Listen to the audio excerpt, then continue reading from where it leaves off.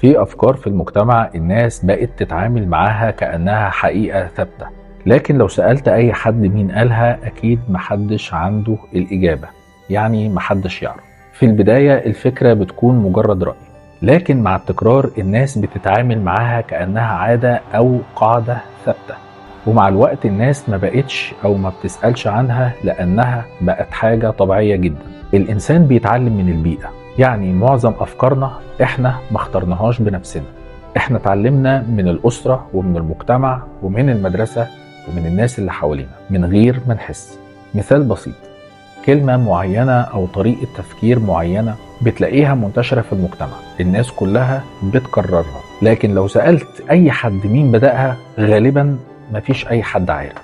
الفكرة هنا أصبحت جزء من الثقافة.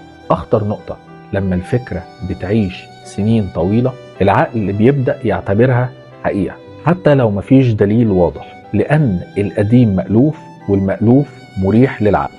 ليه الأفكار بتعيش؟ لأن كل جيل بينقلها للجيل اللي بعده، وده مش عن قصد، ولكنها دي الطبيعة. مش كل فكرة قديمة معناها إنها صحيحة. أحيانا الأفكار بتعيش مدة طويلة، ولكن مفيش مرة واحد وقف وسأل هل دي حقيقة ولا لأ.